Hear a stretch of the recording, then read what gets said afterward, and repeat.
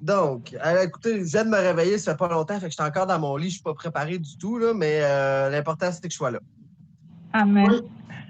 Oui. Seigneur Jésus, Père Céleste, je vous prie avec amour que votre grâce nous accompagne durant la réunion, Seigneur. Je vous remercie de la présence de mes frères et sœurs en ce moment. Je vous demande, Seigneur, de pouvoir nous guider, nous donner des réflexions, de nous donner des paroles d'amour pour nous aider à comprendre ce que vous voulez qu'on comprenne, qu'on puisse s'approcher de plus en plus de vous, que ces enseignements-là nous aident à s'abandonner entièrement à vous. Merci, Seigneur, d'être présent avec nous. Au nom de Jésus, je prie. Amen. Amen. Soyez bénis au nom de Jésus-Christ. Amen. Soyez bénis aussi. On glorifie le Saint-Esprit de nous avoir vraiment donné cette idée de former ce groupe. C'est une gloire pour Dieu et c'est un honneur pour nous. Amen. Ouais. Donc, nous parlons toujours du livre d'Éphésiens.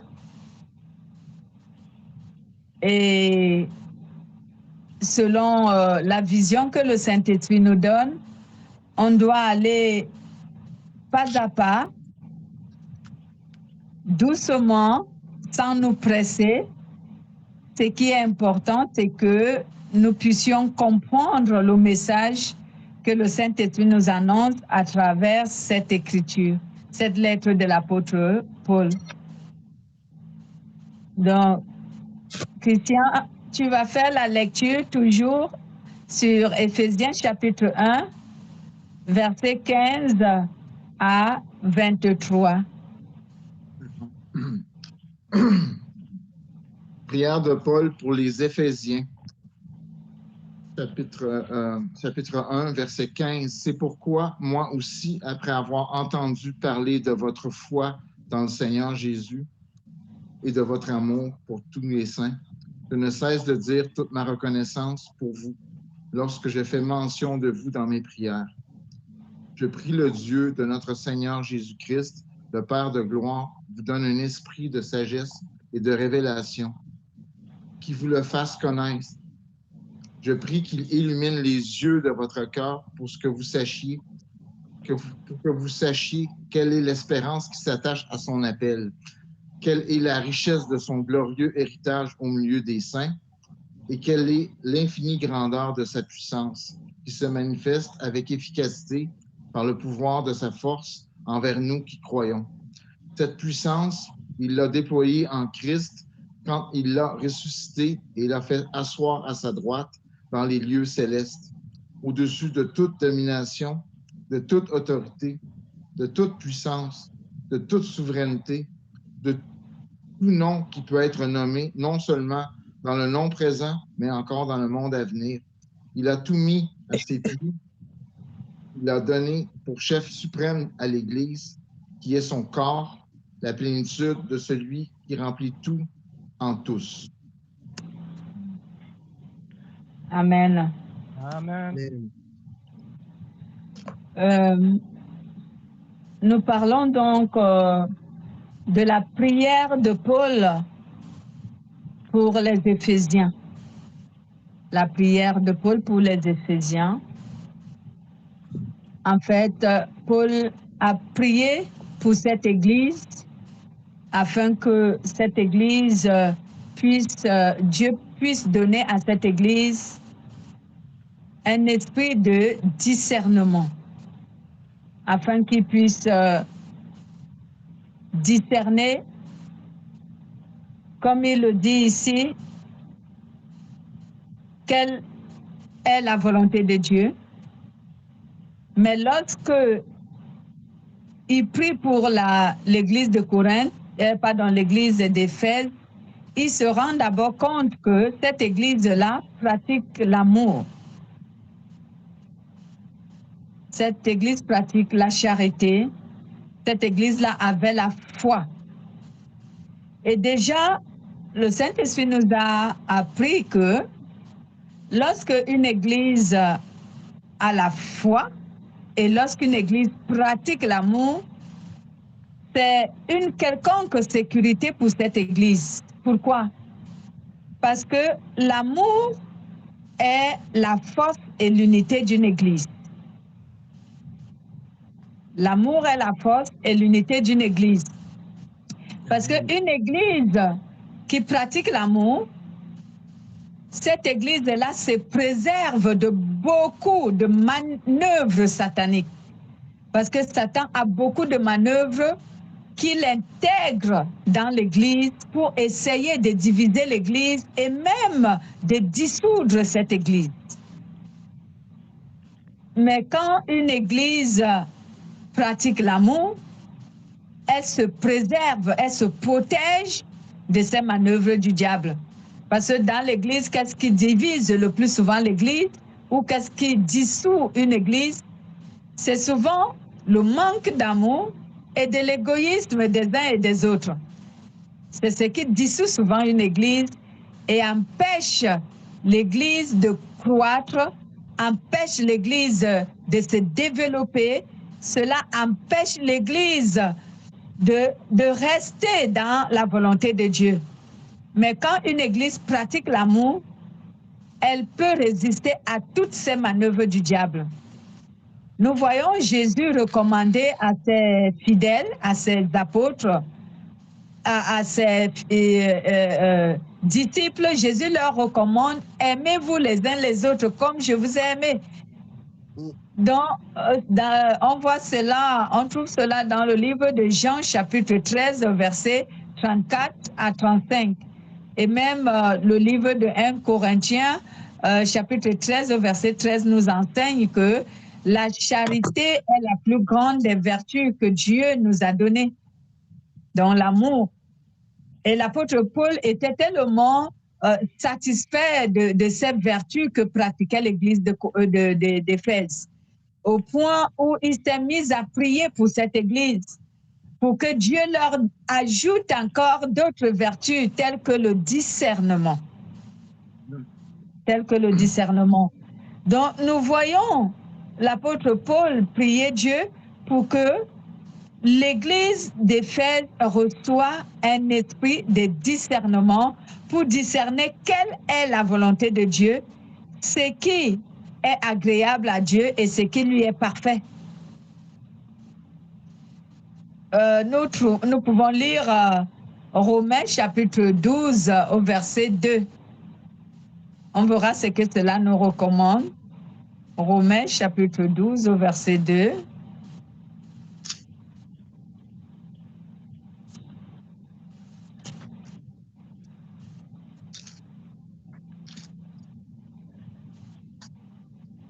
Vous êtes à la page, Christian? Lisez, s'il vous plaît. Ne vous conformez pas au monde actuel, mais soyez transformés par le renouvellement de l'intelligence afin de discerner quelle est la volonté de Dieu, ce qui est bon, agréable et parfait. Amen. Ne vous conformez pas au monde présent, mais soyez transformés par le renouvellement de l'intelligence afin que vous discerniez quelle est la volonté de Dieu, ce qui est bon, agréable et parfait à Dieu. Donc nous voyons que ici, le discernement intervient. On ne peut pas savoir discerner la volonté de Dieu, savoir discerner la volonté de l'ennemi si on n'a pas reçu ce don du Saint-Esprit qui est le discernement. Parce que c'est le discernement qui nous aide à différencier quelle est la volonté de Dieu et quelle est la volonté des hommes. Et l'apôtre Paul savait que c'était cette vertu qu'il fallait prier Dieu pour les chrétiens d'Éphèse. En d'autres termes, j'aimerais dire que l'apôtre Paul s'était rendu compte que c'est cette vertu qu'il fallait à cette église. Il leur fallait avoir un esprit de discernement afin de discerner la plupart des choses. Donc ici, il parle d'abord de discerner quelle est la volonté de Dieu. ce qui est parfait. Pourquoi? Parce qu'aujourd'hui, dans les églises, nous l'avons si bien dit dimanche dernier, dans les églises, la volonté humaine est enseignée. C'est ce qu'on appelle la philosophie humaine. Elle est enseignée au sein de l'église de Jésus-Christ alors que cela ne devrait pas. Mais comment savoir que cette volonté n'est pas de Dieu, elle est humaine? Ce n'est que lorsque nous avons du discernement, cet esprit de discernement. Donc, le discernement est donc très important. Et le Saint-Esprit nous a amenés sur le livre de Jean, chapitre 1, Jean, autant pour moi, chapitre 1, je vais dire, 1 Jean, chapitre 4, versets 1 à 6. Donc, le Saint-Esprit nous a conduits sur le livre de 1 Jean, chapitre 4, versets 1 à 6, qui nous faisait savoir que nous devons discerner les esprits, ceux qui sont de Dieu et ceux qui ne sont pas de Dieu. Et ici, on parle de quel esprit? On parle de la volonté de Dieu et la volonté des hommes. En d'autres termes, on veut dire la parole de Dieu. Il faut discerner quelle est la parole de Dieu et quelle est la parole des hérésies du monde. Donc, ce n'est que lorsque nous avons du discernement que nous pouvons donc différencier, savoir différencier quelle est la volonté de Dieu et quelle est la volonté des hommes. Et aujourd'hui, nous progressons parce que je pense que c'est ce que nous avons vu dimanche dernier. Aujourd'hui, nous progressons. Dans la prière de l'apôtre Paul, il a continué à prier Dieu pour des vertus telles que il prie Dieu pour que Dieu permette aux chrétiens d'Éphèse, ici, il dit de différencier ou d'avoir le discernement, de savoir quelle est l'espérance qui s'attache à l'appel de Dieu. Quelle est l'espérance qui s'attache à l'appel de Dieu? Et l'espérance qui s'attache à l'appel de Dieu, c'est quoi? C'est qu'il voulait que les chrétiens d'Éphèse connaissent ce que c'est que la vie éternelle. Parce qu'on espère à quoi? Lorsqu'on croit en Jésus, ce à quoi nous espérons, c'est la vie éternelle. C'est d'elle que nous espérons avoir, obtenir. Donc, l'apôtre Paul a voulu que les chrétiens d'Éphèse obtiennent cette connaissance, savoir ce que c'est que la vie éternelle. C'est pourquoi il dit ici, pour que vous sachiez quelle est l'espérance qui s'attache à l'appel de Dieu. Donc, l'espérance qui s'attache à l'appel de Dieu, c'est la vie éternelle. Lorsque Dieu nous appelle à nous convertir, à croire en Jésus, c'est parce qu'il veut nous donner la vie éternelle. C'est en cela que nous espérons en Dieu. Il a prié encore pour que les chrétiens d'Éphèse aient le discernement de savoir quelle est la glorieuse richesse de l'héritage de Dieu au milieu des saints. Quel est la glorieuse héritage de Dieu au milieu des saints? En d'autres termes, quelle est la glorieuse richesse de son héritage que Dieu accorde à ses saints? C'est quoi? C'est le salut qui s'obtient par la foi. C'est cela la richesse que Dieu nous a accordée à nous qui croyons en lui, le salut. En ceux qui veulent croire en lui, le salut, Dieu a donné le salut aux hommes. C'est une richesse. La glorieuse richesse de son héritage au milieu des saints, c'est le salut qui s'obtient par la foi en Jésus-Christ. Nous pouvons lire 1 Corinthiens, je suis à quel niveau là? Nous pouvons lire Colossiens, autant pour moi, excusez-moi, Colossiens, chapitre 1, versets 12 à 14. Colossiens, c'est juste après Éphésiens, on dépasse le livre de Philippiens, et après on arrive à Colossiens. 12 à 14, c'est ça? Oui, versets 12 à 14, chapitre 1. Je l'ai, moi. OK, alors Colossiens chapitre 1, versets 12 à 14. Et vous exprimerez votre reconnaissance au Père qui nous a rendus capables de prendre part à l'héritage des saints dans la lumière. Il nous a délivrés de la puissance des ténèbres et nous a transportés dans le royaume de son Fils bien-aimé, en qui nous sommes rachetés, pardonnés de nos péchés. Amen. Amen. En qui nous sommes rachetés et pardonnés de nos péchés. Donc, le salut nous a été donné pour que nous soyons pardonnés de nos péchés. Et même dans notre édification que le Saint-Esprit nous donne, le salut a été donné aux hommes pour le pardon de leurs péchés, pour la rédemption, pour le pardon des péchés des hommes.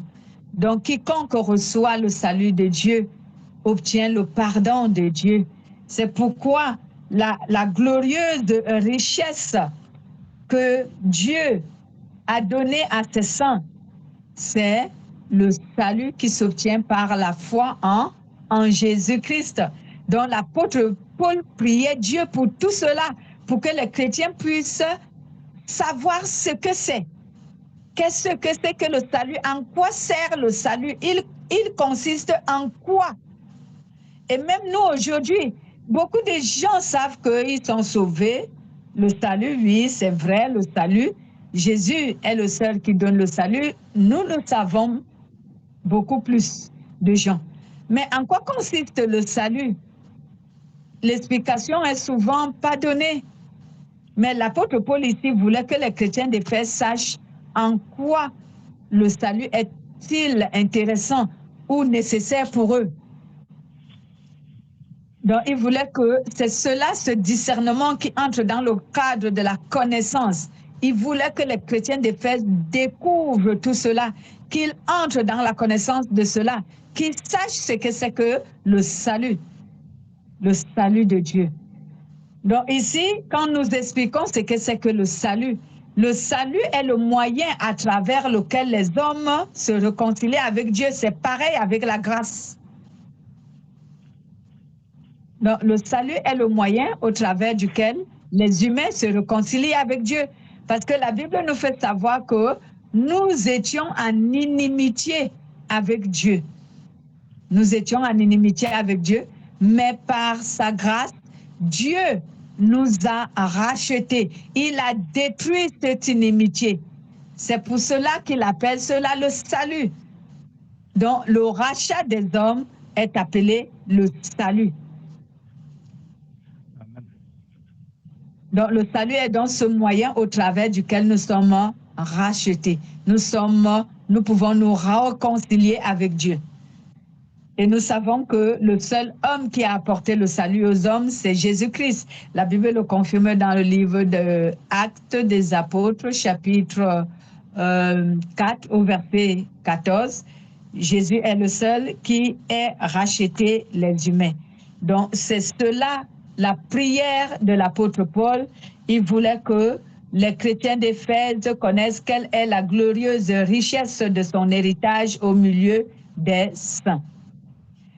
Il a également approfondi sa prière lorsqu'il demande également à Dieu de faire connaître aux chrétiens d'Éphèse quelle est la grandeur surabondante de sa puissance envers nous qui croyons, selon l'action souveraine de sa force qu'il a mis en action dans le Christ, en le ressuscitant d'entre les morts et en le faisant asseoir à sa droite dans les lieux célestes. Lorsque nous lisons jusqu'au verset 21, il dit « Au-dessus de toute principauté, autorité, puissance, souveraineté, au-dessus de tout nom qui peut se nommer, non seulement dans le siècle présent, mais encore dans le siècle à venir. Donc, quelle est cette grandeur surabondante que l'apôtre Paul demande à Dieu de donner comme discernement, comme connaissance aux chrétiens d'Éphèse? Cette grandeur surabondante, c'est quoi? C'est la récompense que nous recevons en tant que saints. Et cette récompense, c'est quoi? C'est la résurrection des saints. C'est la résurrection des saints qui est la grandeur surabondante. La grandeur surabondante de sa puissance envers les saints. Parce qu'il n'y a aucune autre puissance qui puisse ressusciter un être humain si ce n'est la puissance de Dieu. Il n'y en a aucune autre qui puisse ressusciter un être humain. Il n'y a que la puissance de Dieu qui peut ressusciter les humains. Amen.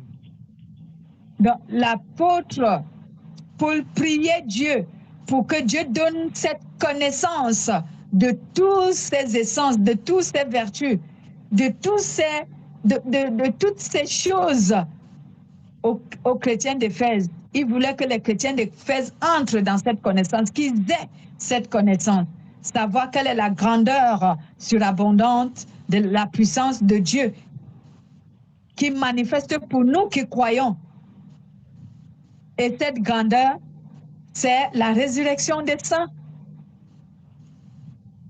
C'est la résurrection des saints. Et une résurrection, c'est une récompense.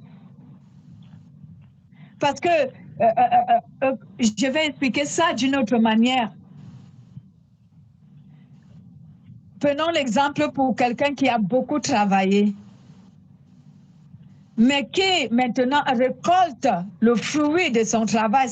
On peut appeler ça quoi? C'est une récompense.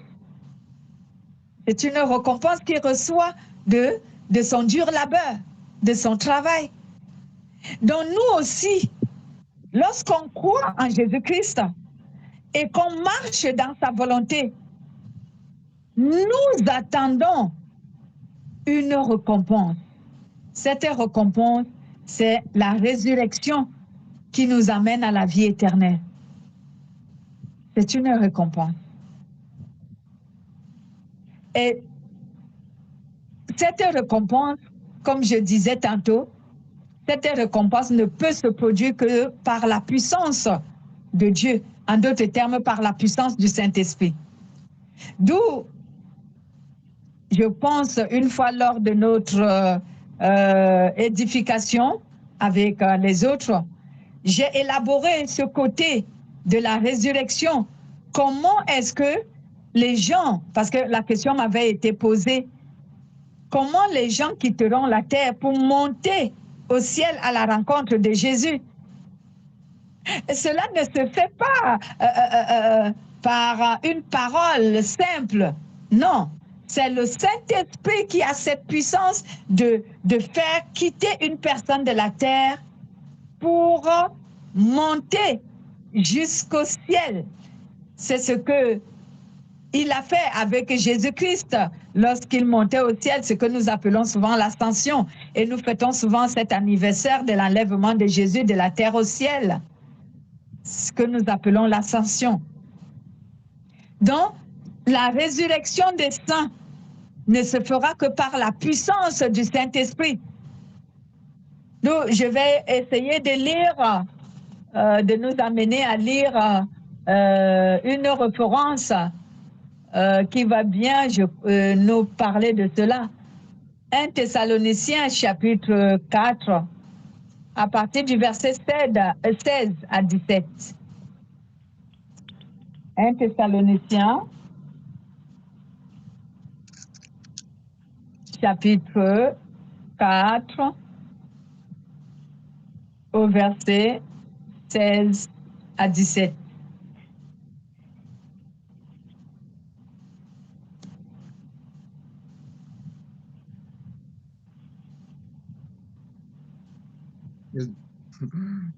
C'est moi qui vais le lire. Yann, as-tu ta Bible? Je là, vais lire. présentement, moi, j'écoute, là, parce que je ne l'ai pas d'ouverte présentement. Fait que si tu peux la lire, Christian, ce serait apprécié. Allez, c'est beau. OK. Alors, 1 Thessaloniciens, chapitre 4, verset 16. En effet, le Seigneur lui-même a un signal donné à la voix d'un archange et au son de la trompette de Dieu descendra du ciel et de ceux qui sont morts en Christ ressusciteront d'abord.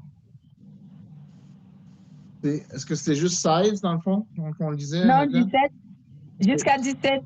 Pardon. Ensuite, nous qui serons encore en vie, nous serons tous ensemble enlevés avec eux sur des nuées à la rencontre du Seigneur dans les airs. Et ainsi, nous serons toujours avec le Seigneur. Amen. Amen. Donc, le Seigneur dit ici, la parole dit ici, car à un signal donné, au son d'une trompette, donc à la voix d'un archange, qu'est-ce qui va se passer? Il dit, les morts en Christ ressusciteront premièrement. Qui peut faire ressusciter un être qui est décédé, qui est mort, Dieu. si ce n'est la puissance de Dieu? Donc, le Saint-Esprit, c'est lui qui va ressusciter ceux qui sont morts. C'est lui qui va les ramener à la vie. Et quand je dis ramener à la vie, est-ce que les gens qui sont morts en Christ sont vraiment morts? Non. Ceux qui sont morts en Christ ne sont pas morts. La Bible déclare qu'ils dorment. Ils dorment. Donc, il va les réveiller. Le Saint-Esprit va les réveiller pour l'enlèvement. Donc, c'est que nous appelons ici la résurrection. Il va les ressusciter. Il va les réveiller de leur sommeil. Donc, bien-aimés,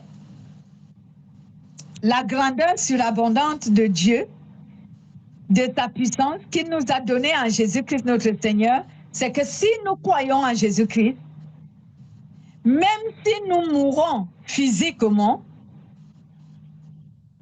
mais spirituellement, on n'est pas mort. Parce que la Bible déclare que nous dormons. Nous dormons. Mais quand le Christ va revenir, sa puissance qui est l'Esprit Saint va nous ressusciter. C'est qu'il va nous réveiller de notre sommeil de mort pour nous amener à la rencontre de Jésus dans les airs. Parce que figurez-vous que Jésus ne va plus mettre ses pieds ici sur cette terre. Non, même quand on dit qu'il va revenir, il ne va plus mettre ses pieds ici. Il va nous attendre dans les airs.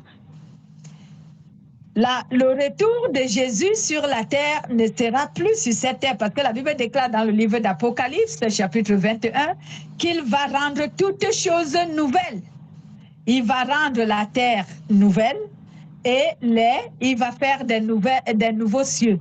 Donc, Jésus, sur cette terre souillée de péché et de transgression, Jésus ne va plus arriver ici. Lors de l'enlèvement, il nous attendra dans les airs. Et c'est nous, on va quitter de la terre à la rencontre de Jésus dans les airs. Et c'est la puissance du Saint-Esprit qui va produire cet enlèvement. C'est pourquoi il est dit que lorsque tu n'as pas le Saint-Esprit, tu ne seras pas enlevé. Parce que qui va t'enlever pour te faire monter dans les airs si ce n'est le Saint-Esprit? Voici donc pourquoi la Bible nous recommande, la parole de Dieu nous recommande de nous sanctifier et de garder notre communion avec le Saint-Esprit, parce que lors de l'enlèvement, c'est lui qui nous enlèvera de ce monde à la rencontre de Jésus dans les airs. Et nous nous souvenons que Jésus nous a dit que nous ne connaissons ni l'heure ni le jour. Donc, tu ne peux pas te préparer à dire, bon, j'attends tout de suite, Jésus va arriver. Non, il faut que c'est tout le temps c'est tous les jours que tu dois t'apprêter à cet enlèvement. Et cet enlèvement viendra de manière inattendue. La Bible dit quelque part, j'oublie le verset, mais la Bible dit quelque part que lorsque les gens s'attendront de moins, pendant qu'ils sont en train de manger, de boire, de fêter, de s'occuper de tout ce qui est sur la terre, cet avènement les surprendra. C'est alors que le Fils de l'homme reviendra pour enlever son Église de ce monde. Donc, l'apôtre Paul priait Dieu pour que les chrétiens d'Éphèse découvrent toutes ces choses, afin qu'ils aient une bonne connaissance de l'amour que Dieu leur a manifesté en Jésus-Christ et qu'ils croient fortement en lui. Parce que vous savez, la foi, comme nous savons, la foi est suscitée par la parole de Dieu, fortifiée par les épreuves. Mais elle croît et elle grandit encore par la puissance de la parole.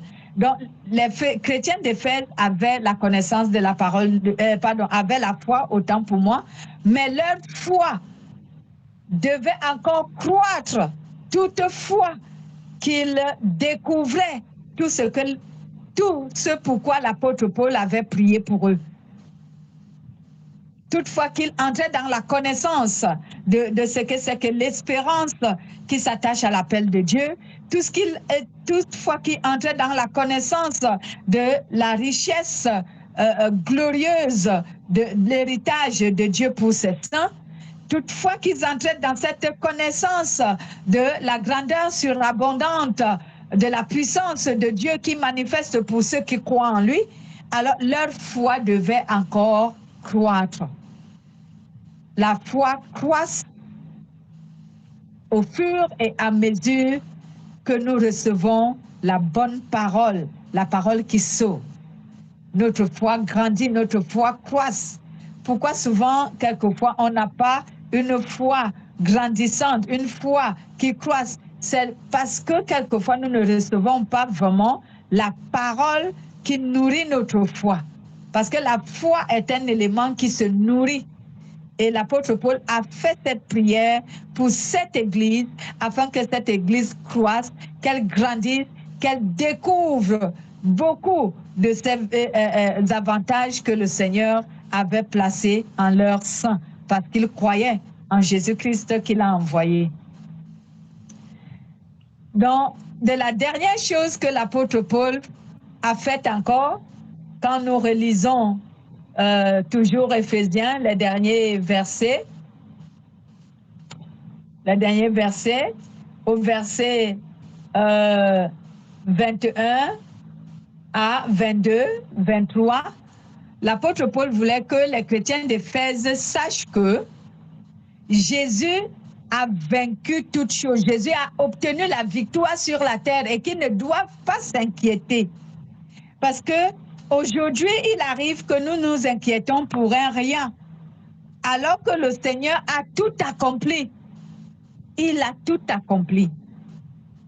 Donc, l'apôtre Paul voulait que les chrétiens d'Éphèse sachent que cette Église doit savoir que Jésus est victorieux. Il a tout vaincu. Donc, ils n'ont pas d'inquiétude à se faire de ce qui adviendra de leur vie ou de leur foi en Jésus. Mais que s'ils croyaient fermement en Jésus, s'ils marchaient dans la volonté de Jésus, en se préservant de tout ce qui est mal, ils vont hériter la vie éternelle. Donc, il voulait que les chrétiens d'Éphèse le sachent, que Jésus a tout vaincu. C'est pourquoi il a dit ici, au-dessus de toute principauté, autorité, puissance, souveraineté, au-dessus de tout nom qui peut se nommer, non seulement dans le siècle présent, mais encore dans le siècle à venir. Donc, Jésus a tout vaincu. Quand nous lisons Philippiens chapitre 2, à partir du verset 9 à 11, nous voyons Dieu ayant donné toute autorité à Jésus parce que Jésus a tout vaincu. On ne donne pas l'autorité à quelqu'un qui n'a aucune victoire. C'est comme si on jetait au travers de la fenêtre l'autorité ou le pouvoir qu'on lui donnait. Mais on donne le pouvoir, on confie le pouvoir à celui qui est vainqueur. Parce que déjà, il a vaincu et on sait qu'il a le pouvoir d'avoir toujours la victoire. Donc, Jésus ayant vaincu. Éphésiens, je disais Philippiens chapitre 2 au verset 9 à 11. Je vais lire rapidement ce verset. Philippiens chapitre 2, verset 9 à 11, qui est écrit, je cite, « C'est pourquoi aussi Dieu l'a souverainement élevé et lui a donné le nom qui est au-dessus de tout nom, afin qu'au nom de Jésus-Christ, tout genou fléchit dans les cieux, sur la terre, et que toute langue confesse que Jésus-Christ est Seigneur, à la gloire de Dieu le Père. » Donc cela nous rassure que Jésus est le vainqueur, Jésus a tout vaincu, il a la victoire, on n'a plus à s'inquiéter. On n'a plus à s'inquiéter de quoi que ce soit. On a juste quelques recommandations, ce que je dis souvent comme exhortation à certaines personnes. Dieu ne nous a pas remplis de commandements comme nous croyons. Déjà, quand nous lisons les 10 commandements, Dieu les a scindés en 2 grands commandements. Tu aimeras Dieu de tout ton cœur, de toute ta force, de toute ta pensée et de toute ton âme. Et le deuxième, tu aimeras ton prochain comme toi-même. Ce n'est que les 2 commandements que Dieu a donnés. Le reste, là, ce sont des détails. Ce sont les 2 commandements. Tu aimeras Dieu. Et quand nous lisons dans 1 Jean, chapitre 5, au verset 3, la Bible déclare que l'amour de Dieu consiste à observer les commandements de Dieu et les commandements de Dieu ne sont pas pénibles. C'est ce que dit la parole de Dieu. Donc, Dieu ne nous a pas surchargés pour qu'on s'inquiète. Est-ce que je pourrais? Est-ce que je ne pourrais pas? Et puis, le Saint-Esprit nous a été donné pour nous apporter de l'aide, pour pouvoir obéir et se soumettre à la parole de Dieu, à se sanctifier. Donc, on n'a pas à s'inquiéter de qu'est-ce qui adviendra de notre vie parce que le Seigneur nous a donné tout ce qu'il faut pour que nous ne nous inquiétons pas. L'apôtre Paul voulait rassurer l'église d'Éphèse en leur disant, le Christ a tout vaincu. Il a obtenu la victoire sur tout. Tout lui est soumis. Tout pouvoir lui a été donné. Donc, ne vous inquiétez de rien. Soumettez tout simplement vos âmes à la parole. Obéissez, sanctifiez-vous et vous verrez que vous allez garder l'esprit jusqu'à l'avènement du Seigneur Jésus. Amen. J'ai pas envie de prendre trop du temps parce que j'aime être un peu court. Donc, ne pas rallonger de peur qu'on ne retient plus rien. Donc, je peux faire à ce qu'on s'arrête là, à ce niveau, pour que nous puissions bien assimiler ce que nous avons appris aujourd'hui. Donc, en conclusion, ce que nous avons appris aujourd'hui, selon que le Saint-Esprit nous a inspiré, c'est que l'apôtre Paul a prié Dieu pour que les chrétiens d'Éphèse aient le discernement. Et le discernement est très important pour nous parce qu'il nous aide à discerner quelle est la volonté de Dieu et la volonté des hommes.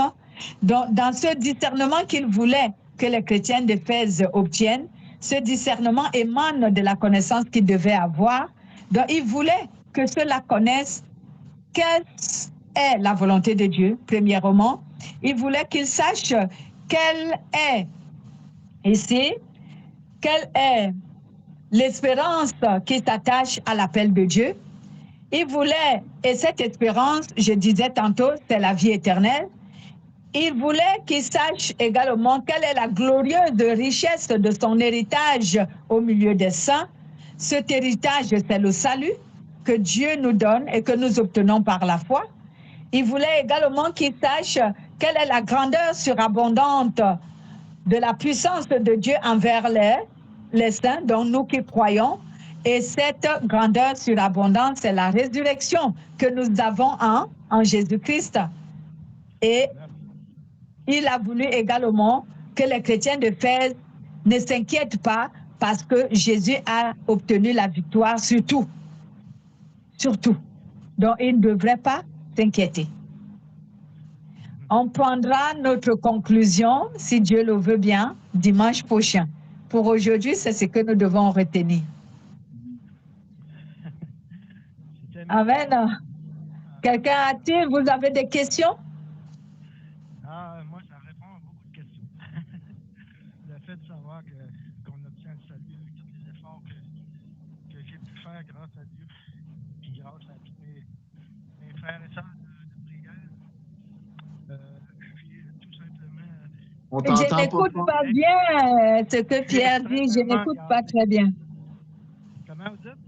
On t'entend pas bien, Pierre. Ça... Je disais que j'ai été comment je dirais, privilégié d'avoir des amis, des frères, des sœurs de prière qui m'ont permis de me rendre ce que je suis rendu. Puis c'est pas encore fini. Puis que vous allez entendre parler de moi un peu plus tard. Puis ça va être parmi vous. Puis ça va être grandiose ce qui va se passer. Amen. Qu'est-ce que Pierre... Comment vous dites? On t'entend faiblement, mais moi, j'ai compris ce que tu as pu dire. Mais Pierre, il dit qu'il remercie ses frères et sœurs qui l'ont épaulé personnellement aussi, puis il a pu avoir le message de Dieu comme tel, puis qu'il va bientôt pouvoir être parmi nous, puis il va entendre parler on va entendre parler de lui, qu'il va y avoir des choses qui vont se passer. Là. Il y a des grandes choses qui s'en viennent. Si je peux comprendre, c'est ça, Pierre, dans le fond? Exactement. Bon, écoute, j'ai essayé de... Gloire à Jésus. Gloire à Dieu. On rend toute la gloire au Saint-Esprit parce que c'est à lui que revient toute la gloire sur tout ce qui peut se passer dans nos vies. Je vais essayer quelque chose. Voilà. Yann a une question. Bien que tu aies désactivé ta cam, là, Yann, vous avez des questions? Moi, non, je suis correct. Ma caméra est désactivée parce que, dans le fond, c'est ça. Là, moi, il faut que je suis en train de me préparer pour demain parce que je me lève très tôt demain matin pour aller travailler. Fait que là, je prépare mes trucs et tout en même temps d'écouter la réunion. D'accord. OK. S'il n'y a pas de questions, alors, je ne sais pas, Pierre, tu dois avoir un problème avec ton micro parce que j'aurais voulu que tu remercies le Seigneur, que tu pries pour la fin du culte, la fin de notre réunion, je veux dire. J'ai fermé mon micro. Je ne sais pas si c'est mieux. Oui, c'est mieux. Ah, voilà. Là, on t'entend mieux. On t'entend mieux, vraiment. Oui, c'est mieux. Bon, pour finir avec cette très belle rencontre que j'ai eu la gracieuseté d'avoir grâce à Dieu, même en prenant ma marche, même si je ne suis pas équipé de ma Bible, j'ai des frères qui ont pris soin de prendre ma place pour parler. Seigneur, je te remercie et je te rends grâce de tout ce que tu as fait pour moi, de tout ce que tu fais maintenant et de tout ce que tu feras. J'ai confiance en toi. J'ai mis ma foi en toi. Puis je suis content d'entendre et de voir que toi aussi, tu as confiance en moi. Tu prends le temps, à chaque fois que je te demande quelque chose, il y a tout le temps un résultat qui vient avec. Il y a tout le temps un petit soleil qui apparaît quelque part. Même si c'est dur, les endroits où j'ai passé, même si c'est dur encore où je passe, tu es toujours là puis tu me fais passer à travers ces tempêtes-là. Regarde, je ne peux pas rien faire de plus que de te remercier puis de te remettre ma vie encore une fois. Il va te la remettre jusqu'à temps que je te vois. Je te remercie, Seigneur, d'avoir pris le temps de nous rassembler pour te prier, pour essayer de comprendre ce que tu nous enseignes. Puis, je suis sûr qu'il va y avoir une suite qui va être très, très, très enrichissante, puis qui va nous donner un peu la raison du pourquoi qu'on est ici à prier, puis tout ça. On va avoir des réponses plus claires à un moment donné. Seigneur, je te rends grâce pour tout ça. Sois béni dans les cieux, sois béni. Et vous aussi. Amen. Amen. Amen. Soyez tous bénis dans le nom de notre Seigneur Jésus-Christ et qu'il vous remplisse de son esprit, mais encore plus de discernement. Ah oui. On en a Amen. besoin. Merci. Amen, amen, amen. OK. Bye. Bye bye. Bye bye. À dimanche. Bonne soirée. À dimanche.